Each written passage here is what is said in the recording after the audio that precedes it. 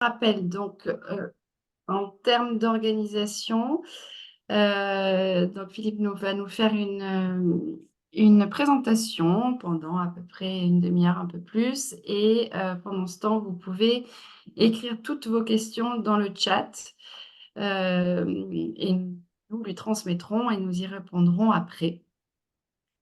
Voilà. Est-ce que j'oublie quelque chose, Leslie? Je crois que j'ai tout dit. Donc, j'ai déjà travaillé avec le docteur Roche sur des sujets et surtout sur l'EQI. Enfin, en tout cas, il avait fait une présentation autour de l'EQI, donc le diagnostic de quotient émotionnel qu'on utilise et que vous connaissez si vous nous suivez bien. Et donc, voilà, j'ai l'honneur aujourd'hui de pouvoir le retrouver sur un parcours de webinaire qu'il va proposer, qui est destiné aux coachs ou en tout cas aux personnes qui sont dans les métiers de l'accompagnement. Et il va pouvoir nous éclairer de ses lumières et de ses connaissances. Voilà, je te laisse la parole, Philippe, si tu veux bien présenter et démarrer. Nous t'écoutons. Très bien. Merci Lucie. Bonsoir à tous. Effectivement, donc je suis psychiatre, psychothérapeute. Alors, j'exerce dans la ville de Lierre, dans le sud de la France, et je suis également intervenant dans une école de psychanalyse et d'anthropologie sur Paris. Comme vous l'a dit Lucie, ça fait plusieurs années qu'on collabore ensemble. Et au gré de ces collaborations, on a eu l'idée, et j'ai proposé à Lucie de présenter une formation un peu courte avec quelque chose d'un peu atypique. Habituellement, les enseignements qu'on va avoir vont être des enseignements donc soit assez médicaux avec de la neurobiologie, avec des neurosciences, ou bien avec des schémas très comportementalistes. J'ai pensé qu'il était intéressant d'élargir à d'autres disciplines et à des disciplines notamment de sciences humaines. Alors ici, je vais vous parler de philosophie, je vais vous parler d'anthropologie, d'ethnologie, des sciences qui sont pas des sciences exactes, mais qui ont le mérite de nous faire réfléchir sur le processus de la conscience. Alors, le but n'est pas de faire de vous des psychothérapeutes. Bien sûr qu'il y a une distinction entre ce que un coach, un accompagnant, comme dit Lucie, ou un thérapeute ou un psychiatre, mais nous partageons le même objet d'étude, qui est le phénomène de la conscience. La conscience de soi, la conscience de l'autre, cette relation à soi qu'on a qui est parfaitement difficile déjà à gérer pour soi-même et qu'on doit en plus exercer dans la relation avec autrui. Donc, l'intérêt de ce webinaire est d'essayer d'élargir le champ de connaissances, d'apporter des outils pratiques et surtout des outils de réflexion, de mettre en mouvement. Dans tous les cas, en tant que thérapeute ou coach, chaque formation appelle à un certain dynamisme dans notre tête, une certaine vivacité. Et donc, c'est ça dont il s'agit. C'est apporter des éléments de réflexion pour que chacun puisse progresser là où il en est de son évolution. Donc, le sujet d'aujourd'hui, c'est un sujet général. Avant d'attaquer des webinaires un peu plus spécifiques, j'ai voulu poser la problématique qui questionne la conscience de l'être humain. Tout le problème de l'humain est le problème de la prise de parole. C'est-à-dire que l'homme va naître, son humanisation va se passer par le fait qu'un langage va pouvoir se mettre en place. Et ce langage va amener secondairement une évolution de la pensée. Et le grand dilemme, le grand problème, c'est qu'il va y avoir une dissociation entre la pensée, c'est-à-dire quand je vais utiliser le terme d'intellect, de langage, de pensée, je vais penser des mots. Donc, dans ma tête, je vais penser avec des mots, donc avec une rationalité. Donc, une dissociation entre l'intellect et la sensibilité.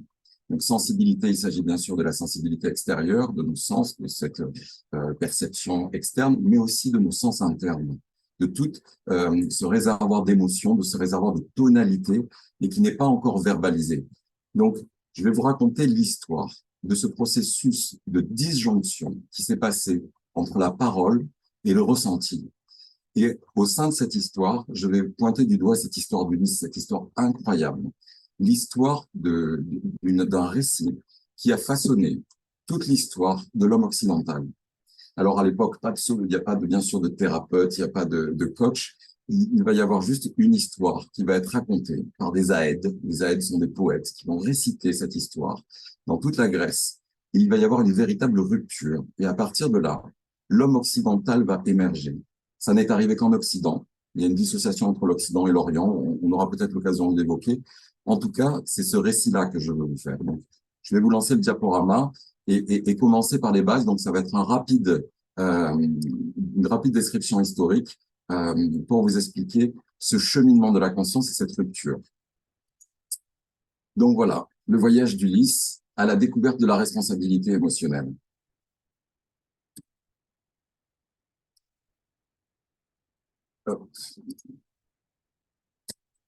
Alors rapidement, quelques références bibliographiques très rapides. Ceux qui veulent creuser pourront aller creuser. Les références qui vont être énoncées ici sont celles, bien sûr, Claude Lévi-Strauss, vous connaissez, Mircea Eliade, André Leroi-Gourhan, Jean-Pierre Vernant, Jacqueline de Romilly. Tous ces auteurs-là sont des auteurs qui sont au Collège de France, Jacqueline de Romilly a été la première femme admise au Collège de France, donc des auteurs qui sont ethnologues, philosophes, anthropologues ou historiens comme Jean-Pierre Vernant. Donc, quelle est l'origine de cette rupture entre l'animal et l'homme? Alors là, je vous ai fait le schéma classique qu'on a tous eu dans nos classes d'école, qui est un schéma qui est tout à fait faux. On sait que l'évolution de l'homme l'évolution du vivant se passe en arborescence, mais c'est pour vous montrer que l'étape initiale qui va permettre une disjonction entre l'animal et l'homme va être la verticalisation. Alors, je vous ai cité une phrase d'André Leroi-Gourhan. L'activité humaine est liée à la verticalisation. La libération de la main et le déploiement des aires corticales. La préhension de la main est à l'origine de la pensée. Donc, cet événement est l'événement majeur. D'ailleurs, beaucoup d'anthropologues cherchent à savoir pourquoi s'est redressé le premier homme. Pourquoi est-ce que l'homme, un jour, s'est verticalisé? En tout cas, cette verticalisation va permettre une libération de la main. Donc, la main comme instrument, comme une possibilité de saisie du monde, et également une libération de la face. Les singes vont utiliser la mâchoire comme un outil. À partir du moment où l'homme se sert de sa main comme objet technique, comme objet de préhension du monde, il va pouvoir libérer cette fameuse parole et pouvoir accéder à une première parole, à un premier récit. Donc, cette étape de la verticalisation est fondamentale. Pour mieux comprendre l'évolution du langage et comment il va y avoir une rupture, l'idée est d'étudier le graphisme.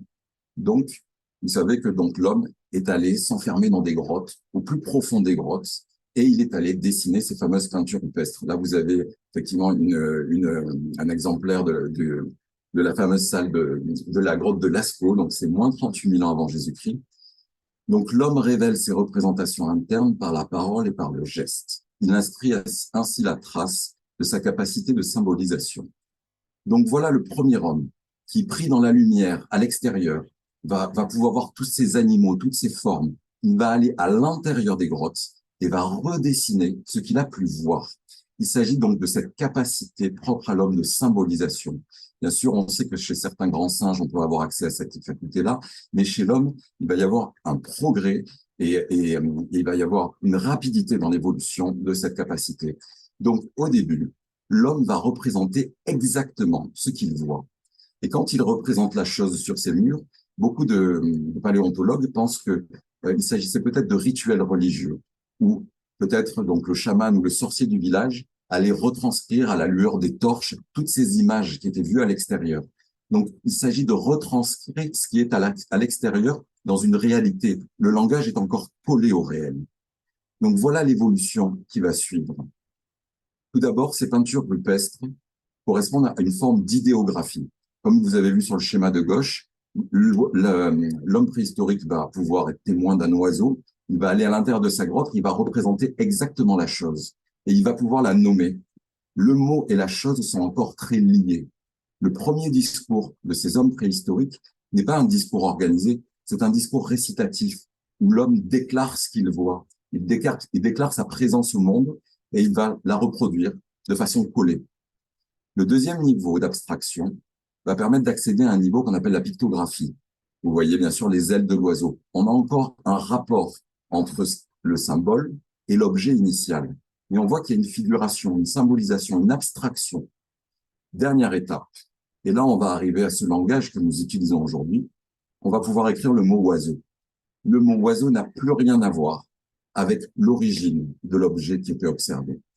À partir de là, le langage va pouvoir se détacher des objets. Les mots vont pouvoir être utilisés comme des objets en eux-mêmes que je vais pouvoir articuler. Donc, va pouvoir apparaître des formes de première logique et surtout une première responsabilité dans ce que je vais pouvoir dire de moi. C'est cette rupture qui est toute particulière à l'Occident. Dans les peuples des grands empires d'Orient, il n'y a pas eu cette rupture qui va conduire à cette émergence de ce nouveau langage dont nous sommes héritiers aujourd'hui. Donc la grande question est pourquoi il y a eu cette rupture en Occident. Donc je vous ai fait un petit rappel. Évolution du langage. À l'origine, un langage qu'on appelle le mythos. L'homme, donc je vous ai mis sur la diapositive, sur le petit cadre à gauche, une peinture d'Arcimboldo, qui est un peintre de la Renaissance. L'homme est encore pris dans la nature. Il existe au milieu des arbres, au milieu du soleil, au milieu des éléments. Et quand il énonce le monde, il déclare ce qu'il voit. C'est l'étape mythique. L'homme est encore collé aux choses, collé aux objets. La deuxième étape, l'étape mythologique, l'homme s'est un petit peu décalé, les objets en eux-mêmes. Il n'est pas encore responsable de son langage lui-même. C'est l'époque des religions. C'est l'époque où le langage est le langage d'une explication de pourquoi les éléments, pourquoi le soleil se lève. La religion va venir être un média qui va permettre à l'homme de raconter sa présence au monde, de donner une raison des choses. La dernière étape, donc, c'est cette différenciation, cette dissociation du langage particulière à l'Occident, qui va amener cette étape qu'on appelle l'étape historique, qui va amener cet énorme bouleversement et ces progrès incroyables qui vont amener jusqu'à la science. Donc voilà ces trois étapes. Quelle a été la raison de cette dissociation entre l'étape mythologique et l'étape historique en Grèce? C'est ce que je vais vous expliquer maintenant. Donc la rupture entre l'Occident et l'Orient, chronologie de la Grèce. Très rapidement, cette hypothèse, c'est la thèse de Jean-Pierre Vernon. Donc nous sommes dans une civilisation mycénienne, 14e ou 11e siècle. C'est donc la période des grands empires. Nous sommes dans des grandes cités-États qui regroupent énormément de monde et tout en haut de la hiérarchie de ces cités-États, il y a un anaxe. L'anaxe, c'est le roi. Il est à la fois prêtre, il est à la fois guerrier, il a toutes les fonctions et il a figure d'autorité. C'est lui qui pose la justice, c'est lui qui pose les règles, c'est lui qui départage les choses. Tout est organisé dans une structure hiérarchique où le roi est le représentant du divin et d'une parole d'autorité. Les autres empires d'Orient ne vont pas connaître ce qui va se passer entre le 10e et le 9e siècle en Grèce. On appelle ça les siècles obscurs. On ne sait pas ce qui s'est passé exactement. Il y a plusieurs hypothèses. Des invasions des peuples de la mer, peut-être aussi des cataclysmes ou des virus. En tout cas, il y a une rupture totale de toute la civilisation mycénienne. C'est incroyable. Il y a eu jusqu'à une perte totale de l'écriture. Pendant 2 siècles, tout va être rompu, plus de contact, tout devient effectivement obscur. Et de cet événement-là va émerger quelque chose de complètement inédit. Les cités qui étaient jusqu'à présent hiérarchisées, qui répondaient à une structure, à une autorité, vont se retrouver livrées à elles-mêmes. Donc, toutes ces petites cités-États vont devoir elles-mêmes se réglementer, elles-mêmes décider de leur organisation. À l'intérieur même des cités, il va donc y avoir des conflits entre ceux qui ont le pouvoir, ceux qui ont de l'argent, les marchands. Tout va se mettre à être discuté. C'est le début d'une nouvelle façon de langage, un langage qui se fait de contradiction.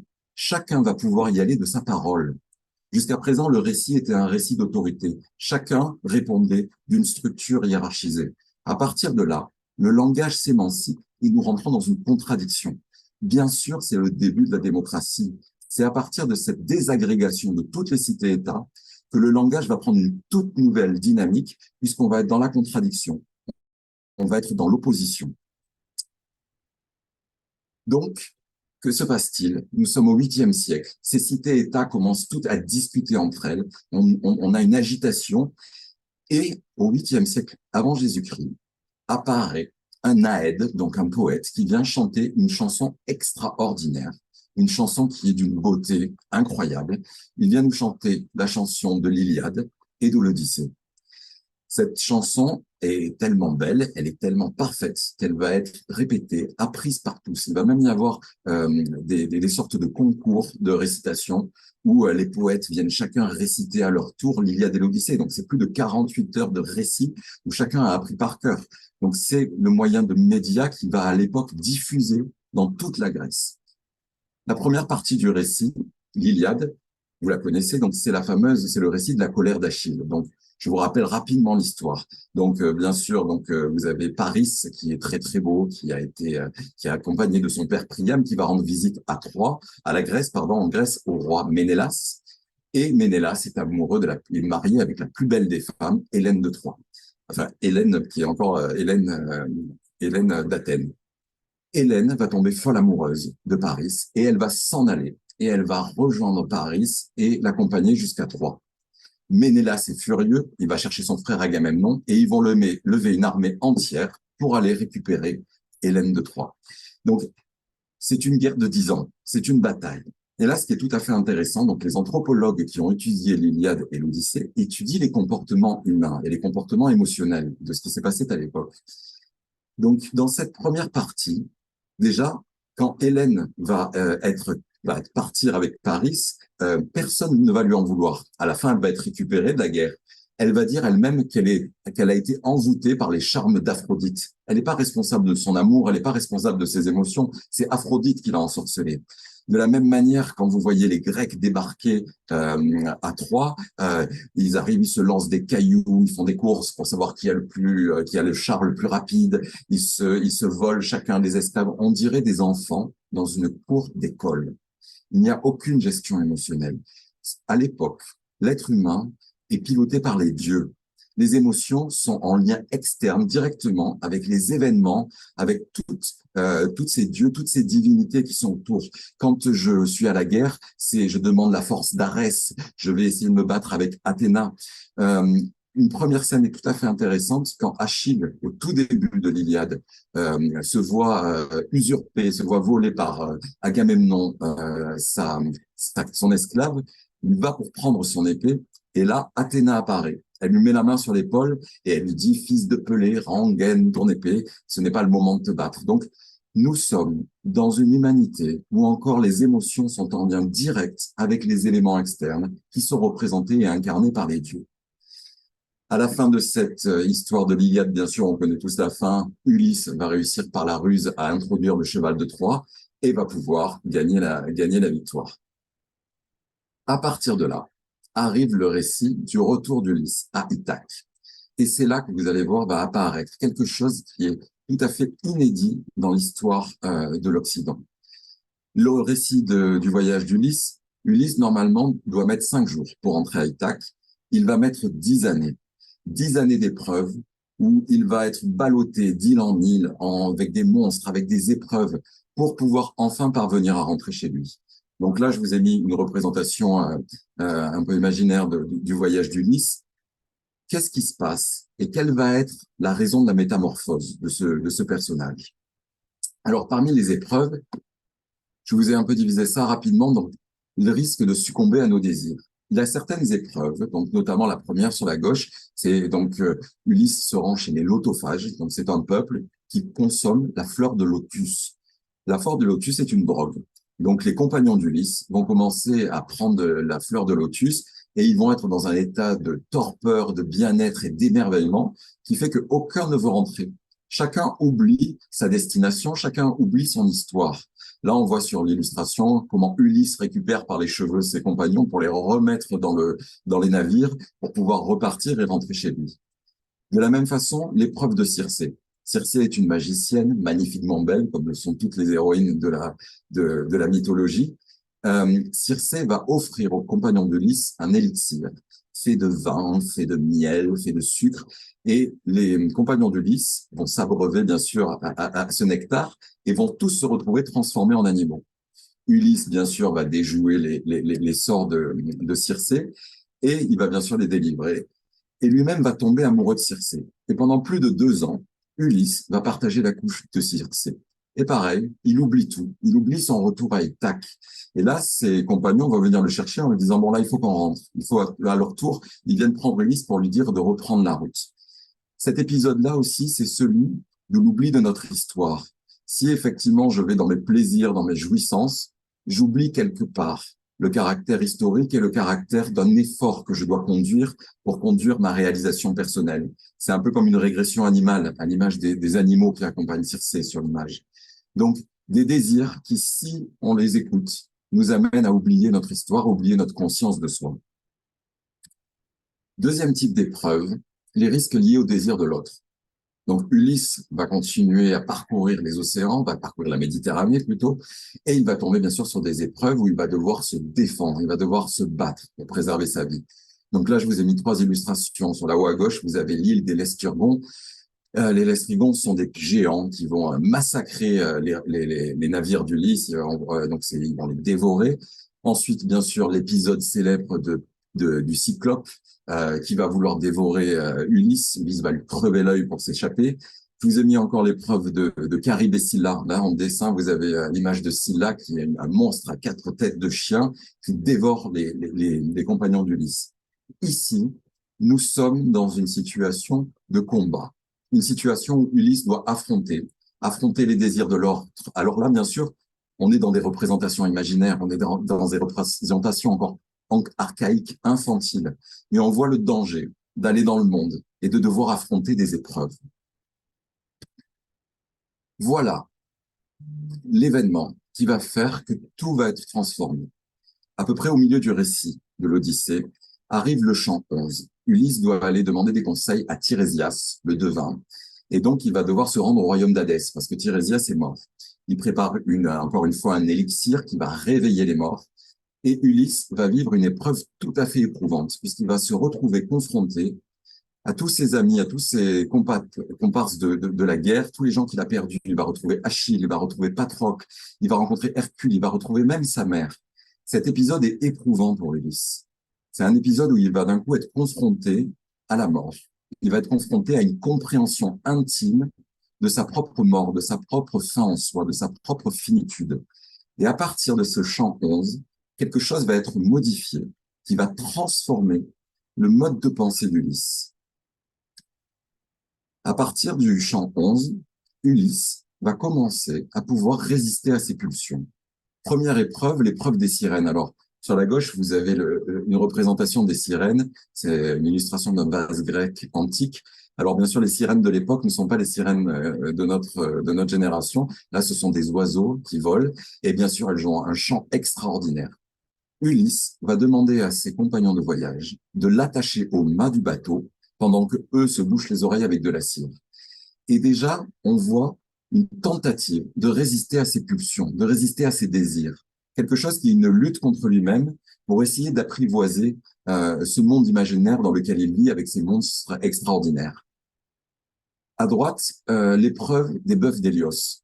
Tirésias a bien dit à Ulysse, ne surtout pas manger les bœufs d'Hélios. Ulysse fait escale sur l'île d'Hélios et tous les compagnons d'Ulysse vont manger les bœufs. Ils vont les faire cuire, ils vont les manger. Ulysse va s'endormir et quand au réveil, il se réveille, il voit le carnage qui a été fait. À partir de là, tous les compagnons d'Ulysse vont mourir un à un et il ne va rester qu'Ulysse. Mais ce n'est pas le même Ulysse qu'au début.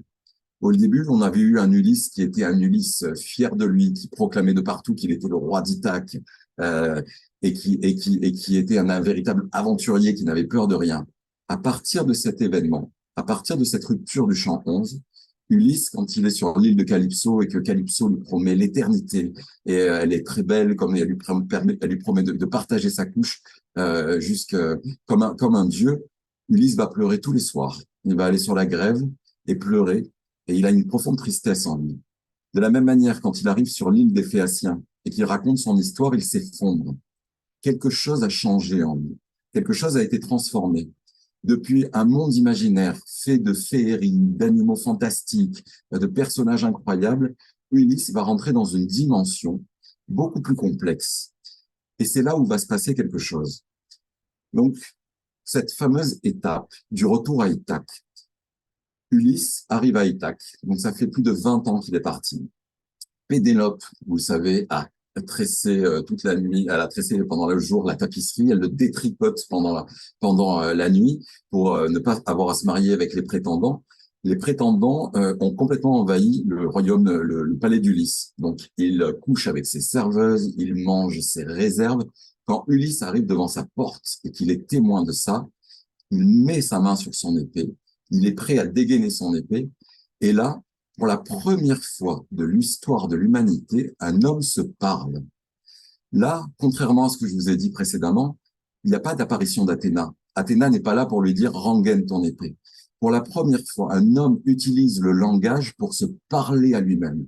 Et donc la phrase est sublime. Il s'agit de la phrase Patience, mon cœur. Donc ça, c'est le titre d'un livre de Jacqueline de Romilly qui montre à quel point il y a eu une rupture.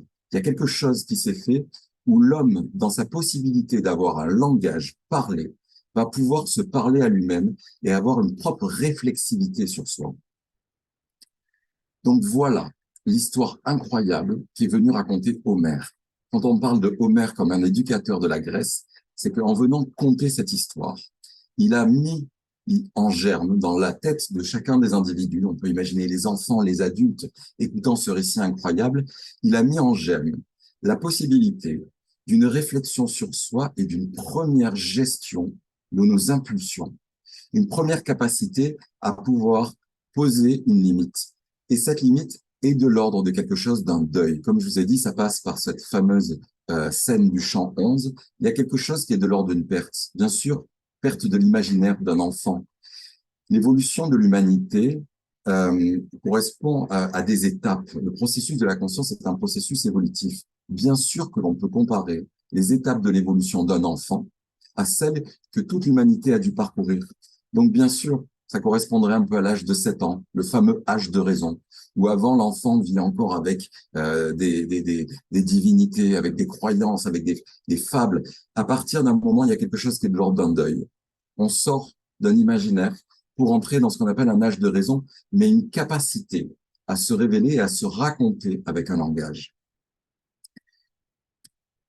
Donc, rapidement, en bref, qu'est-ce qui se passe? Donc, incroyable récit d'Homère qui va, du coup, se propager dans toute la Grèce et qui va permettre cette émancipation de l'homme occidental. L'homme occidental va sortir de l'imaginaire, du divin, de la mythologie, pour entrer dans une possibilité, une historicité.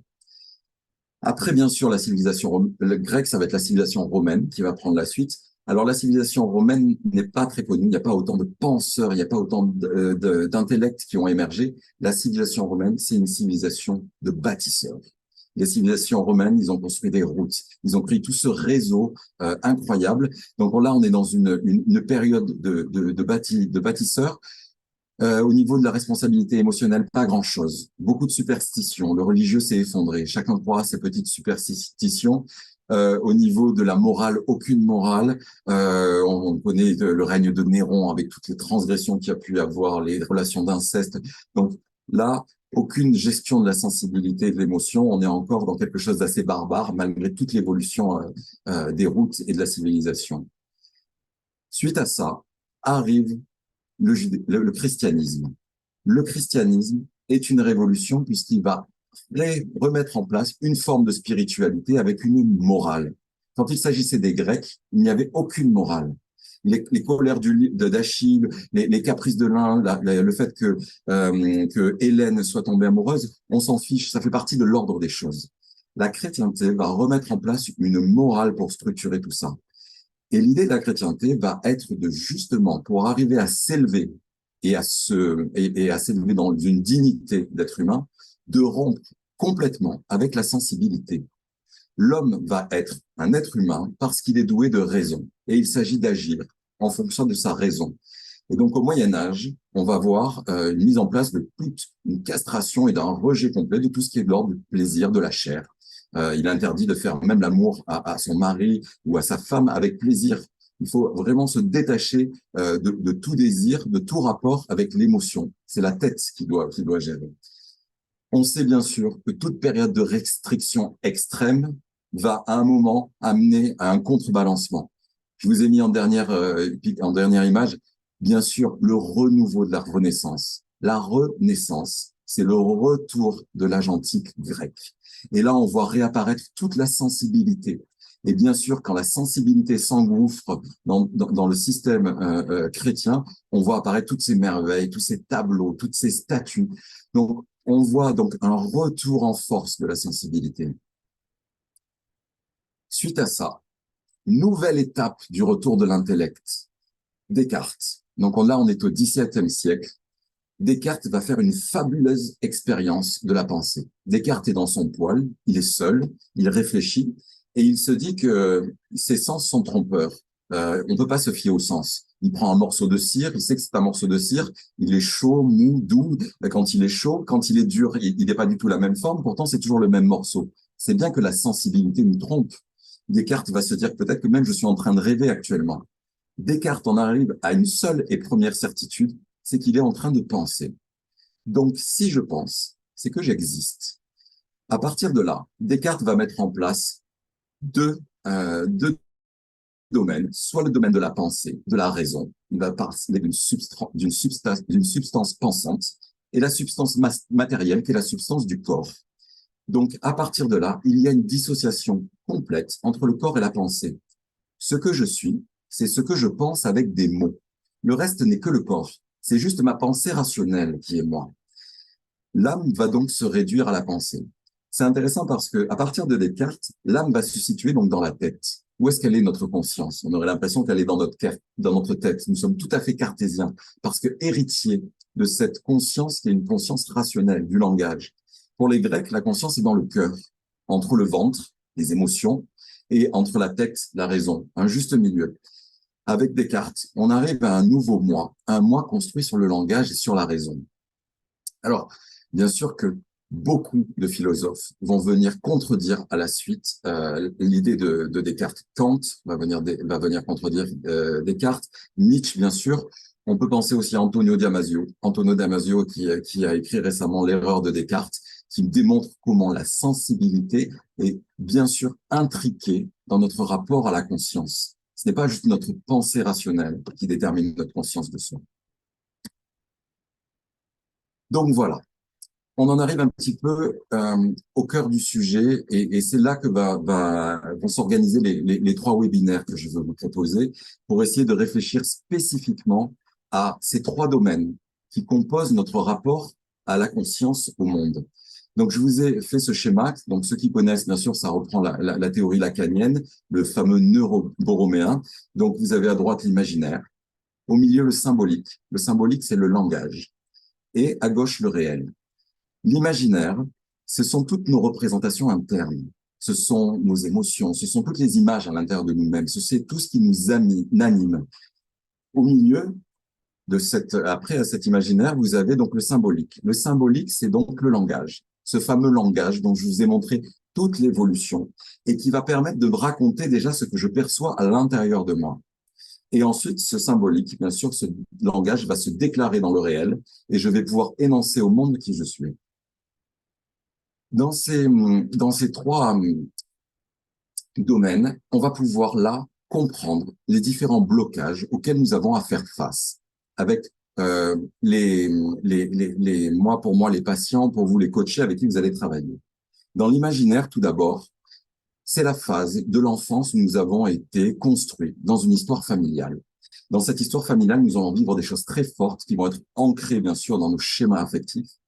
Et lorsque, par exemple, je peux avoir eu un père violent, un père tyrannique qui a été abusif dans toute mon enfance, comprenez bien que si après je vais dans le monde en tant qu'adulte et qu'à un moment dans mon travail, je me retrouve face à l'autorité d'un patron qui peut être peut-être un peu difficile, je vais de suite réactiver toute ma sensibilité imaginaire et je risque, plutôt que de voir une réalité telle qu'elle, d'y projeter moi ce que j'y ai vécu, c'est-à-dire toutes ces frustrations, toutes ces colères, et je vais pouvoir avoir des réactions qui risquent d'être tout à fait inadaptées.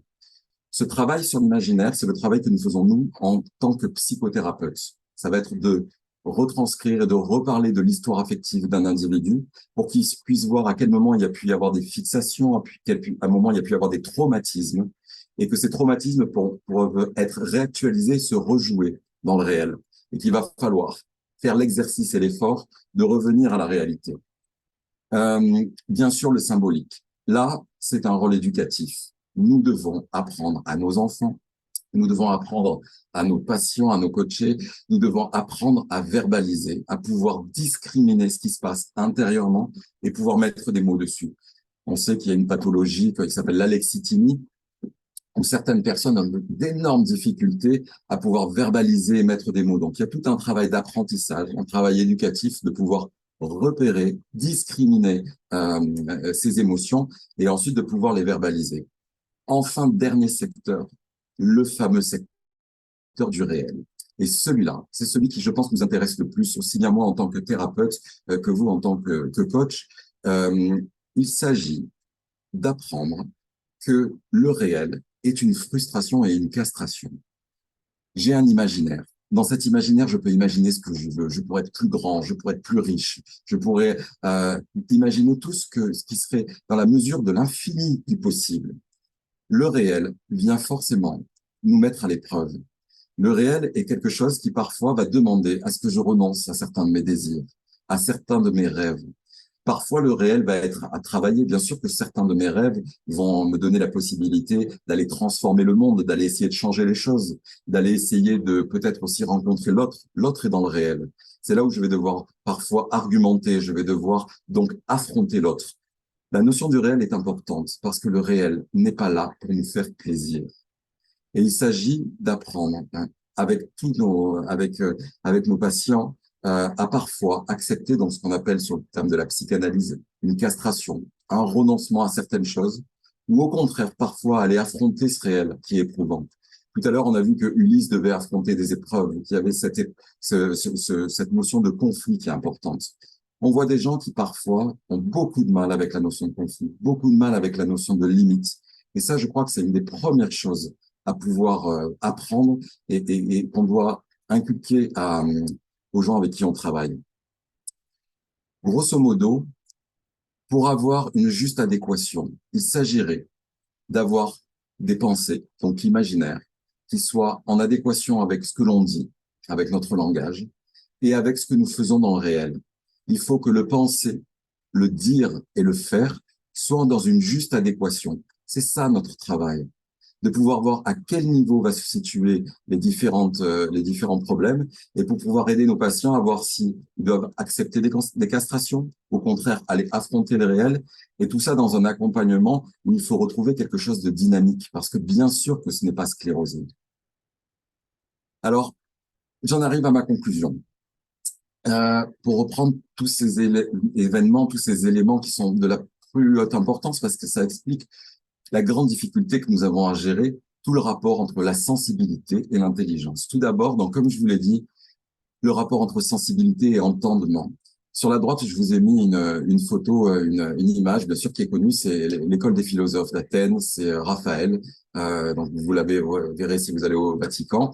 Vous voyez, bien sûr, Platon, qui lève le doigt vers le ciel et qui pense que la vérité est dans les idées, les intelligibles.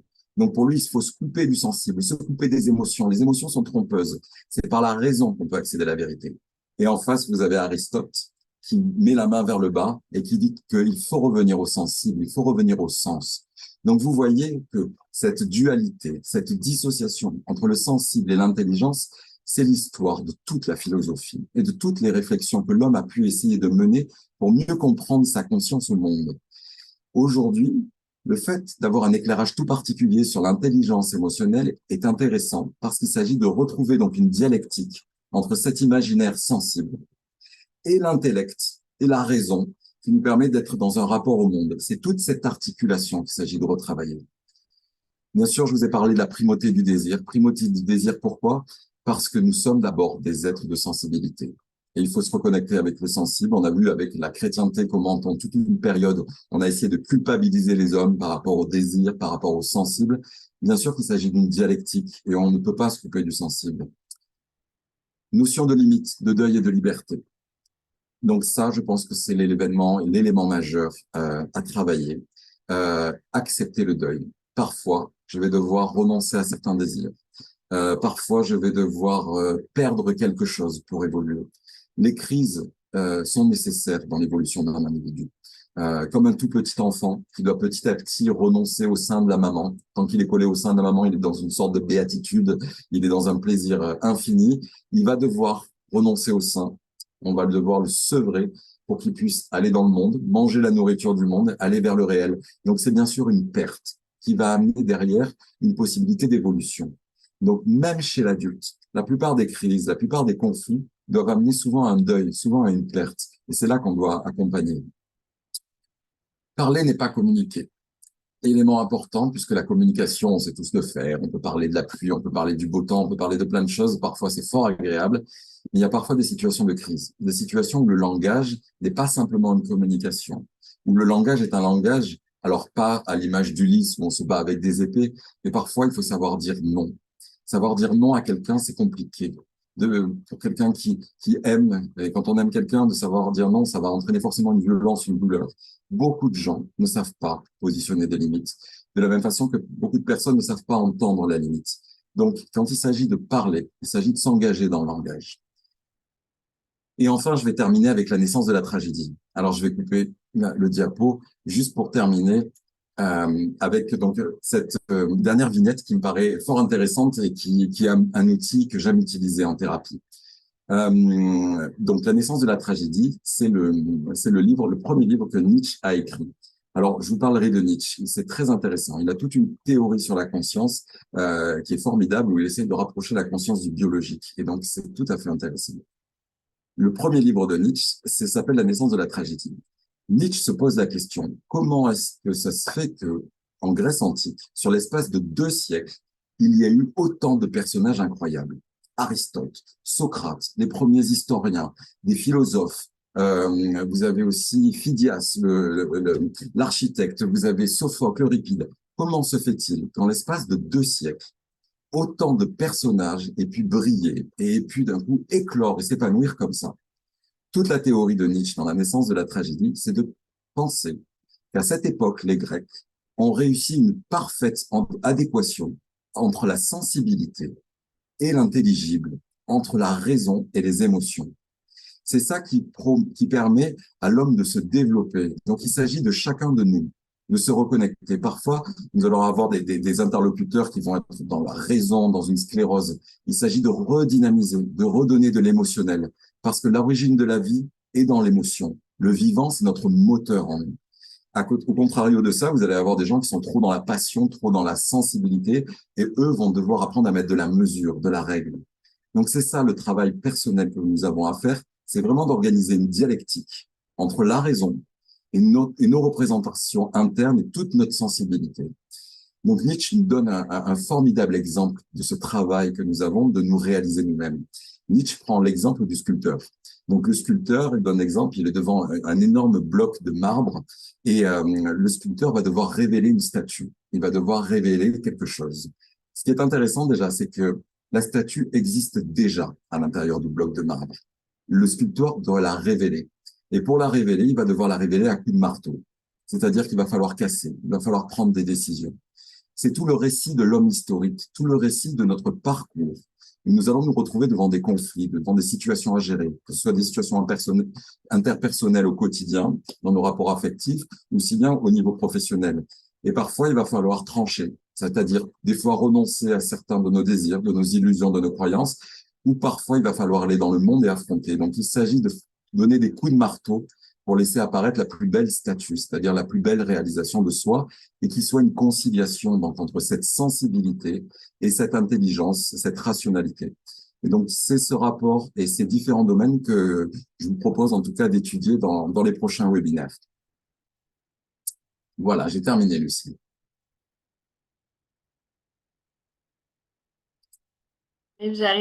Pardon. Merci Philippe.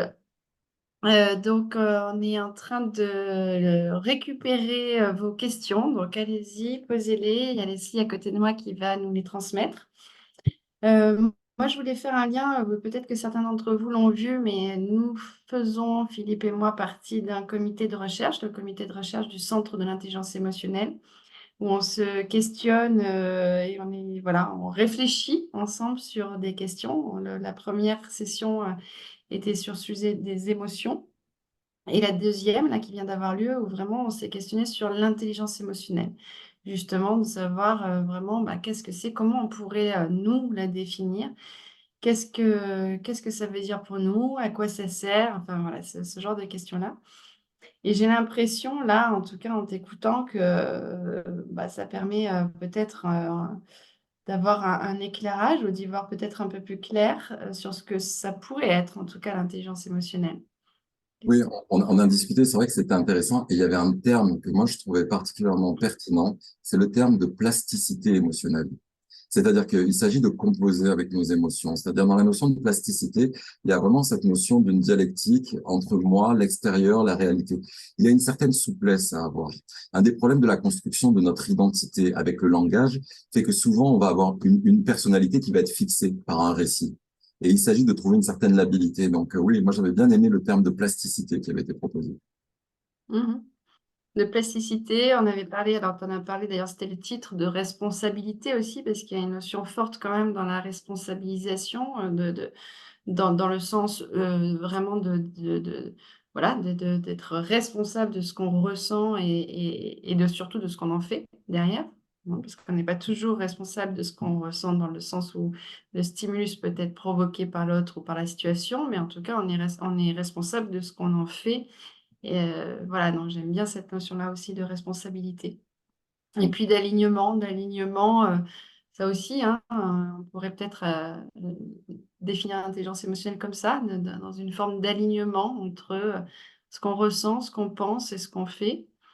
Oui, Certains d'entre vous connaissent bien le tête, cœur, corps, qu'on utilise beaucoup en coaching, cet alignement-là, hein, avec, voilà, donc ça pourrait correspondre à cette forme d'intelligence-là, en tout cas d'y faire attention oui. Il y a et d'y porter. une harmonie à gérer pour la réalisation de soi, quelque chose d'instable. Et bien sûr que quand on a des gens qui sont dissociés, quand les émotions ne sont pas verbalisées, je vais être dans une réalité où je vais pas dire qui je suis, je vais forcément être en douleur, en souffrance par rapport à ce réel.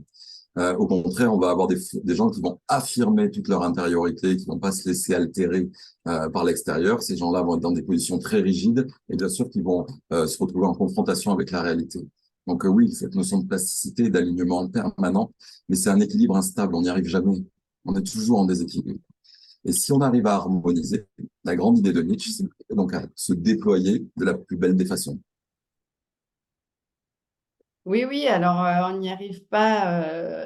Si, enfin, l'équilibre, on peut le trouver, mais en effet, il va être déstabilisé et déséquilibré très rapidement.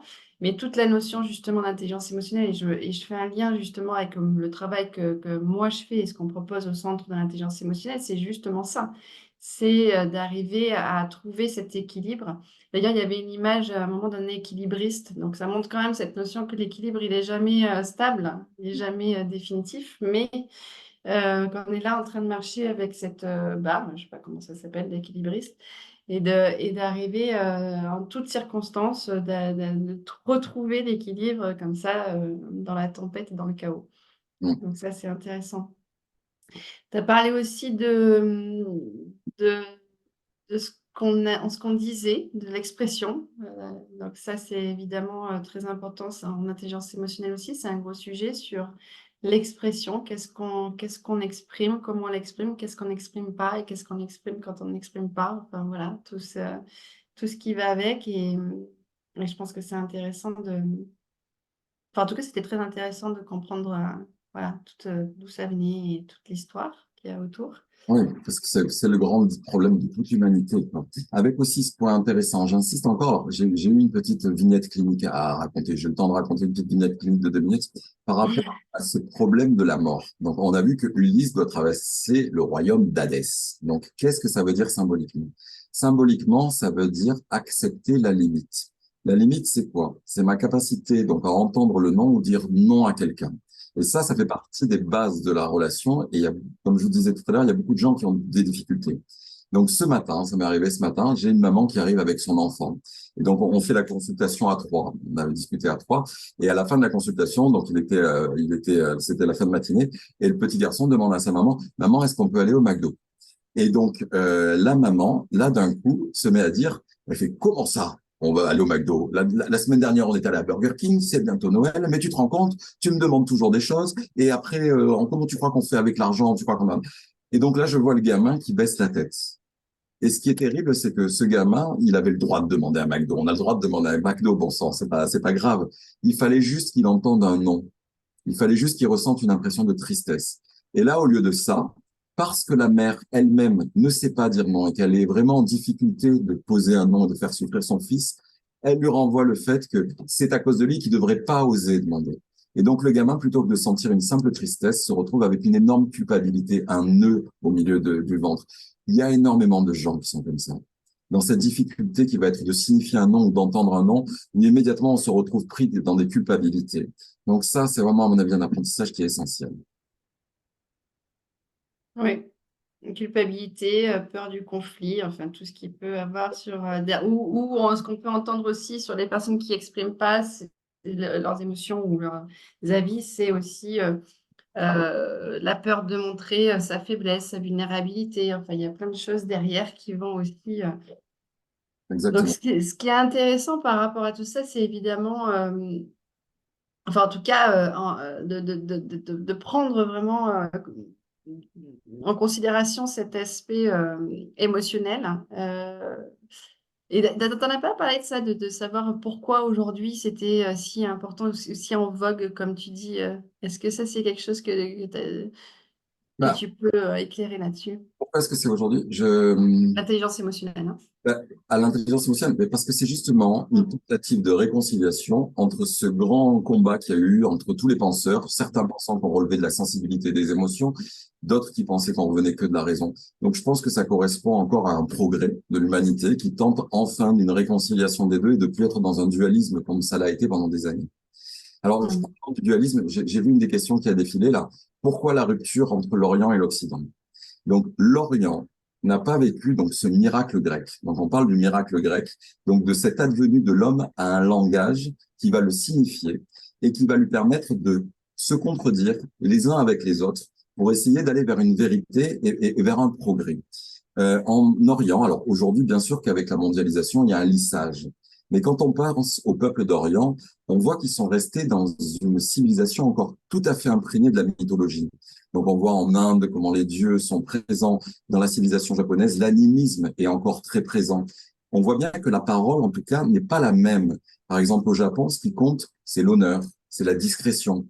On y a toute l'organisation entre les individus est tout à fait ritualisée. Il ne s'agit pas de débattre, il ne s'agit pas de discuter. Tout est fait de façon posée. Et au contraire, ça va être le silence qui va être prédominant. Et le processus d'épanouissement qui est recherché en Orient, au contraire du héros grec, de se réaliser, de cet ego qui doit aller affronter les épreuves, en Orient, on assiste exactement au contraire, c'est l'oubli de l'ego. On tente de se décadrer complètement, d'être dans la méditation, où justement, on arrête de penser pour revenir à une sensibilité.